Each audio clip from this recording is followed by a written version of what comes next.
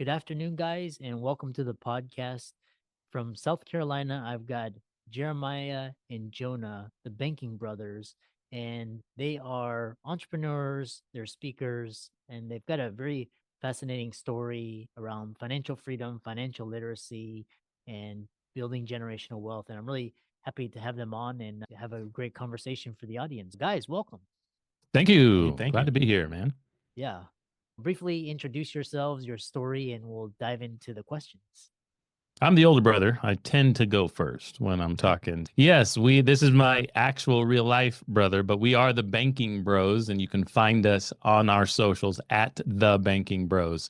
So we've been brothers for a long time, but 10 years ago, someone shared with us a financial system that we adopted personally in our lives. And we, 7 years ago, started educating and helping other people in business with that same idea. So we both have families, dads, kids in South Carolina. And for the last 7 years, we've been helping people create code cracking cash flow in what we do. Yeah. For me, right when I got out of school, I'm a younger brother, right? So right when I got out of school, I started the traditional job path and method. Got a pretty good job. Actually, mom called me and said, they've got good jobs down here. You should come get one. And so I did over at a local banking institution. It's actually a pretty big bank. You've probably heard of it. And I was there for a few years and I thought it's probably not my thing. And so I transitioned into helping people with insurance, which is car and auto insurance at the time. P&C insurance is what they call it. And I did that for a few years and I thought, I'm enjoying it, but maybe there's something more out there. And that was about the time that someone introduced both of us to what we'll talk about, I'm sure, on this podcast and what I've been doing legitimately for the last 7 or 8 years. I'm pushing a decade of helping people specifically with this idea and this concept that we'll talk about. So that's just a little bit about me for the audience out there. Yeah. And this podcast is all about financial literacy and empowerment. And so you talk about the cash compound. And so talk about what it is and how it empowers and enables individuals to achieve financial independence, financial freedom, etc. Now, that's a deep question, so we'll get into it. The Cash Compound is a community of educational tools, starting out with coaching to help people with code cracking cash flow. Our financial foundation is teaching people the infinite banking concept. We call it, and we've dubbed it, the save and spend system. So we're teaching people how to save and spend money at the exact same time. So we have a fundamental approach to helping people understand three problems or unwinding three problems and being able to pursue financial freedom, just like you said, through education with lots and lots of free education to help people understand that. So it is a product and a process. And first off, we got to help people understand the problem. The problem for most people is just something that is so misunderstood in our world that most people, actually, most Americans, working people, good people, they have no idea that they have actually an interest problem. Banking is happening all around us, but we don't actually control the banking function in our own lives. And that's what the infinite banking concept solves, is how to control the banking function. And the banking function is where interest is either leaving your family forever or interest can be recaptured and held inside the save and spend system. So that's what we teach people. We do it with a lot less big words, and we help people with video and all sorts of educational tools, and especially one-on-one coaching. That's absolutely free in our community. Yeah, we've discovered that everybody's financial situation are unique to them, right? So a lot of times you could be like, oh, I'm in debt, I want to pay it off. And that might be true for a lot of people, even in your circle, your sphere of influence. But that doesn't mean that they've all got the same debts or make Right. the same income or have the same path and story that you've got. So we love inside of our community to do this one-on-one coaching that we do. We walk through your situation and what's happening in your world so we can help you on the path to, like we said, cracking that code to cash flow, or like you said, Dr. Lou, financial freedom. Interesting. So the would zoom out a little bit and just essentially just talking about financial literacy and empowerment, and why do so many people struggle these days? You hear the downsides of everybody said that you want to get a lifetime job, go work for the government, and now even a government job isn't safe. Why do people struggle with financial concepts and lack of control over their finances? There's a lot of reasons to that, and it starts with the education that we grew up with. Money's taboo. It's uncomfortable for so many families. And in school, I went to school probably like you every day of my life from 5 to 25, right? I got a college degree, but when we started in kindergarten, we counted up a couple pennies, dimes, and nickels. And I went to math class after that every single day in school. And maybe junior year, as an upperclassman, we had a consumer week. We learned to write a check back in my day or something like that, or balance the budget. Yep. And I went to math every single day. And those are the only 2 times we talked about money. The rest of the time, we were trying to fix triangles. So when we become adults, we're like, what is going on? It's tax season right now. What is going on? And so family, as well as formal education and schooling, we didn't talk about these things. That's some of it. And then I think in the career world, there's more problems. Yeah, I think you can get a decent education around money and finance if you go to school for those sort of things and higher education. But if you're coming through the traditional paths, the typical paths, right?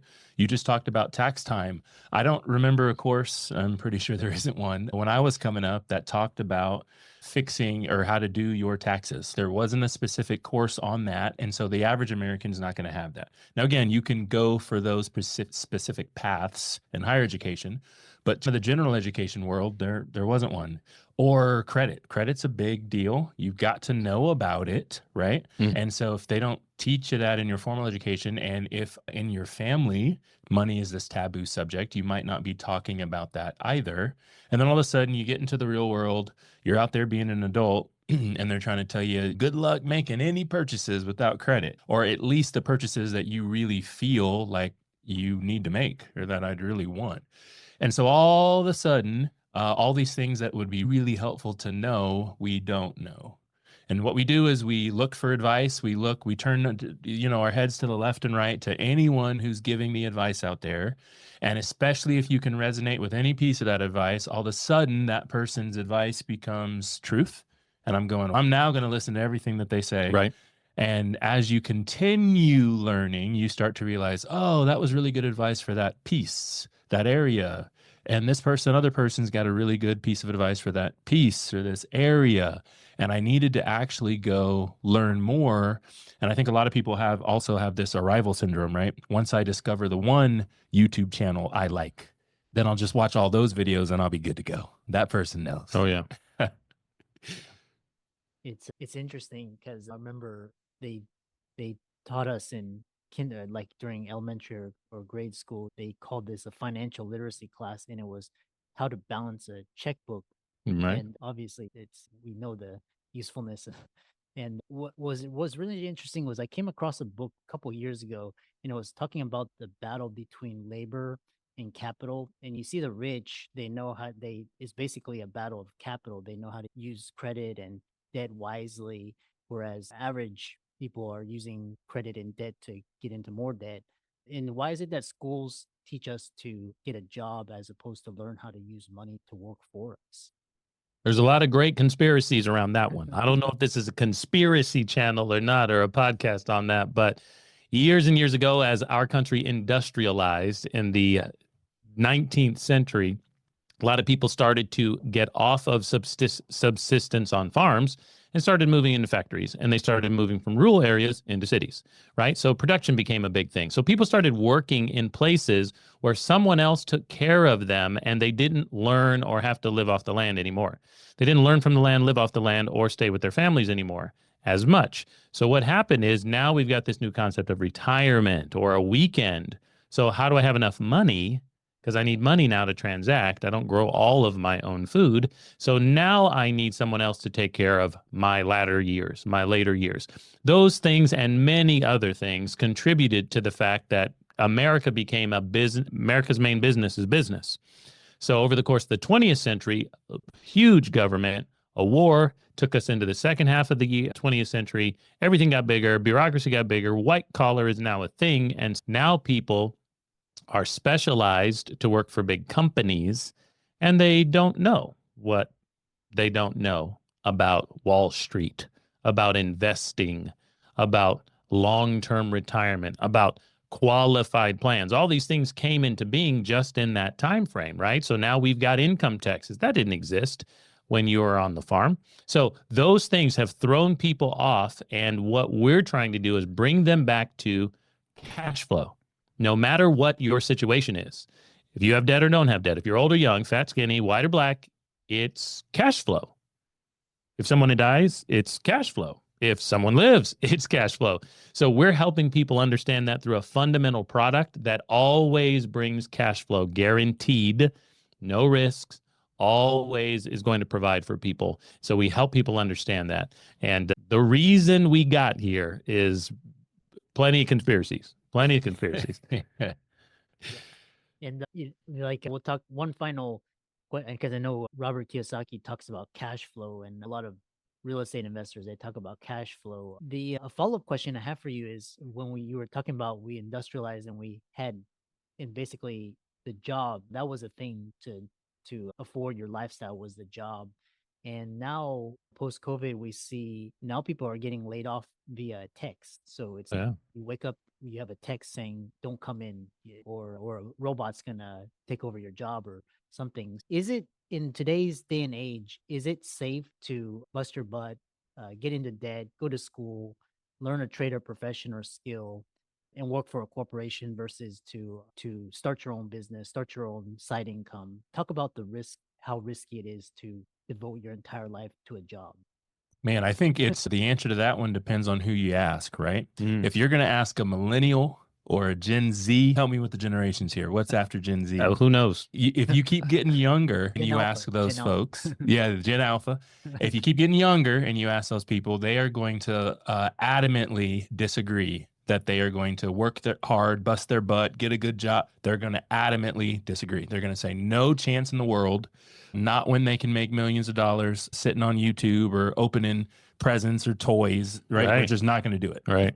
Now, if you go the other direction and you get older, so I think I'm going to cap it at millennial here. So now we're going Gen Y. Am I going the right way? Gen Z, Gen Y. Anyway, as you get older, those folks are still more in that mentality of, back in my day, you could work really hard. Maybe you could get a pension.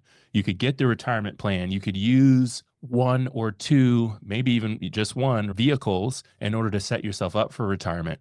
What really, I think the answer is that the world's just changing. The world's just changing. The average home price used to be really low. We talked about this actually recently, right? Grandma and grandpa bought their house for $12,000. They're still living in it. Right. If you ask anyone 35 and under, if they're getting any sort of house for $12,000, they're going to laugh at you and they're going to say they won't even let me into the meeting for the house with $12,000, right? Yeah. And so because of that, I think the world's just changing. And if the world is just changing, that means the people who are growing up, the new generations who are coming to fruition, coming to the workforce, becoming of age, are going to say, no, you have to figure out cash flow. We've got to figure out the main source of income, the side hustles. Maybe we can make the side hustle make enough to be the main source of income, and they're still going to do something on the side. They understand the world that we live in. And so I think we're just moving away from this idea that we can go to school, get good grades, get a good job. If you're lucky enough to be in that position, that's awesome. But I don't think that the average American 35 and under, the people coming into the workforce, even remotely believe that to be true anymore. Yeah, so well said. And so we'll talk about, because you talk about the IBC, which is this infinite banking concept, and talk about actionable methods to grow and protect money and proven strategies to help families create and sustain wealth across generations. It's a great question. If you put your money in the right place in the first place, it's already going to do that. That's what we discovered. Someone told us 10 years ago that if we actually paid ourselves first, we'd win every time. We've heard this. You just mentioned Robert Kiyosaki. We had read Rich Dad, Poor Dad. The question is, am I already doing that? Isn't it going to work out? Or is there some new place? Turns out the oldest personal financial product is the new place.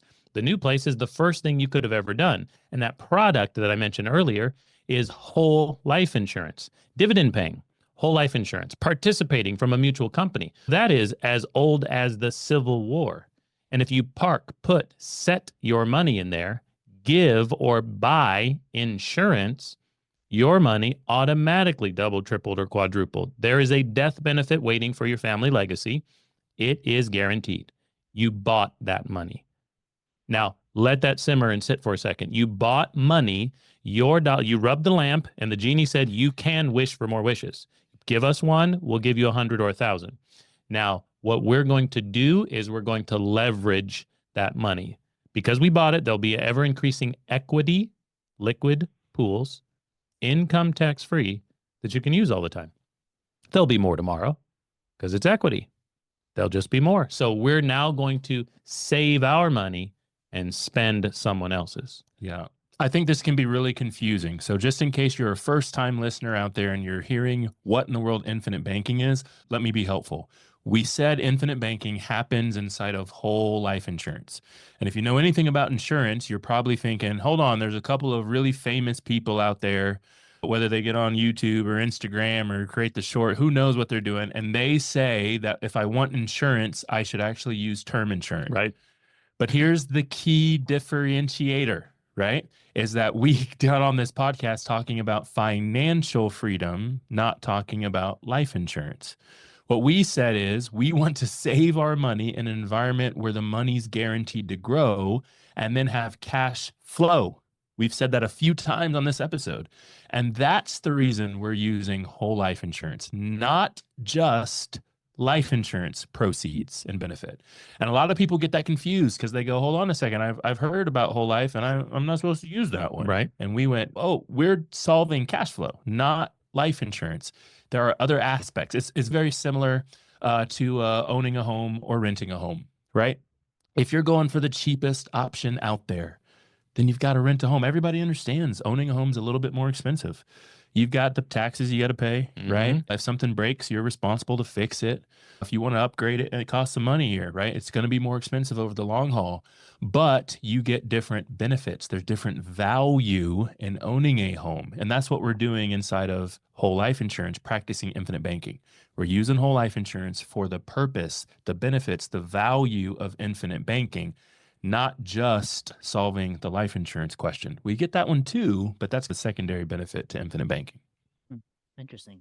And talk about the income that you get from this method, or what are the tax implications? Do you save? Do you have to spend? Talk about how that money is taxed. Hey, the beautiful thing, Dr. Lou, is that the income that you mentioned is invisible.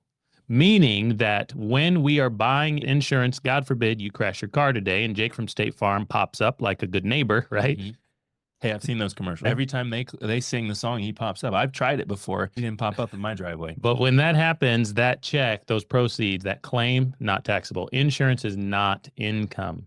On top of that, when we're leveraging borrowing against our policy or leveraging it, that's not income either. So we're taking loans against a value of money that we've purchased that is coming from the insurance company. Read my lips. If you're old enough for this, if you are a Gen X, this one, read my lips, no new taxes. Okay. You remember. All right. There we go. Dr. Lunos. Okay. No new taxes. So cash value borrowing against your policy is going to be income tax free because it's not income. So it's very important for people to understand as well that when we're utilizing these types of policies and the system of leveraging it, there's nothing to worry about, nothing to report at all when it comes to that. So we're going to be able to save our money and spend theirs, cash value from our policy. We're going to be able to spend theirs on taxes, spend theirs on vacations, spend theirs at your birthday party. We hope we're invited. Interesting. Yeah, and obviously the rich know about this strategy, and and I love the work that you're doing. How can people, if they're interested, can they find you, follow your YouTube channel, connect with you, etc.? Yeah, they can absolutely do that. If you're interested in learning more, where you want to head is thebankingbros.com. Now, if you're a social media person, and I do mean all of them, I think we got all of them these days. And I'm talking Twitter or X, I guess it's called, Instagram and Facebook and What am I missing? TikTok. Right. We are the banking bros. That's what we do. And we teach people this infinite banking concept. From time to time, we get on there talking about some other practical finance tips. Mhm. But most of the time, we're talking about infinite banking and how it relates to you or how it relates to us or something cool somebody just did who's connected to us with infinite banking. So thebankingbros.com or the Banking Bros on all social media platforms. That's how you're going to find us and be able to learn more. We mentioned at the very start of the show, we love to have personalized conversations when people want to know more about, does infinite banking work for me? My situation's like this. And so Right. we do those completely free of charge. We Mhm. want to reach out to you. We want you to reach out to us. We want to talk you through your situation and see if it's a good fit. Yeah, I love that. Really love connecting with like-minded individuals, encouraging and mission of financial literacy and empowerment, building generational wealth and financial independence. And I really enjoyed this conversation and keep up the great work. Appreciate thank you. you. Thank you for having us.